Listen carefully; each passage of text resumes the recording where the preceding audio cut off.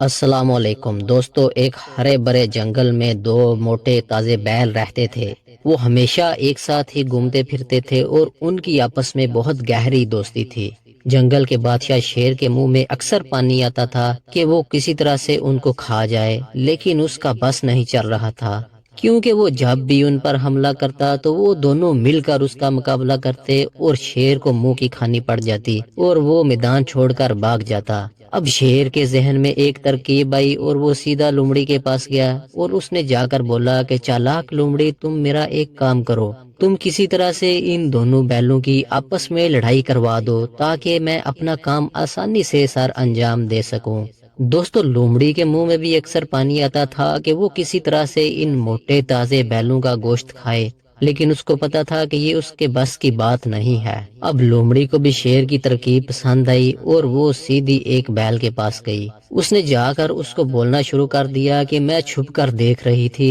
جب شیر نے تم پر حملہ کیا تھا، اصل مقابلہ تو تم نے کیا تھا، دوسرا بیل تو ایسے ہی اپنی جان بچا رہا تھا، اگر تم نہ ہوتے تو دوسرا بیل تو شیر کا بالکل بھی مقابلہ نہیں کر سکتا تھا، اصل میں بہادر تو تم ہی ہو، دوسرا تو ڈرپوک ہے۔ دوستو، اس بیل کو دوسرے بیل کے خلاف کرنے کے بعد اس نے موقع دیکھا اور جب دوسرا بیل اکیلا کدھر گھوم رہا تھا تو لومڑی سیدھی اس کے پاس چلے گئی اور اس کو جا کر بھی بولنے لگی کہ جب شیر نے حملہ کیا تھا تو اصل مقابلہ تو تم کر رہے تھے، دوسرے بیل کو تو اپنی جان کے لالے پڑے ہوئے تھے، وہ اپنی جان بچاتا پھر رہا تھا اور سارا مقابلہ تم کر رہے تھے۔ مجھے تو لگتا ہے کسی دن اس بیل کی وجہ سے تمہاری جان بھی چلی جائے گی، کیونکہ تم اسے بھی بچا رہے تھے اور خود کو بھی۔ اب دونوں بیلوں کے دماغ میں یہی چل رہا تھا کہ میں بہادر ہوں، دوسرا تو بزدل ہے، اور آہستہ آہستہ انہوں نے ایک دوسرے سے علیحدگی کر لی۔ اب وہ علیحدہ علیحدہ گھومنے لگے۔ شیر نے اس بات کا فائدہ اٹھایا اور ایک بیل پر حملہ کر دیا۔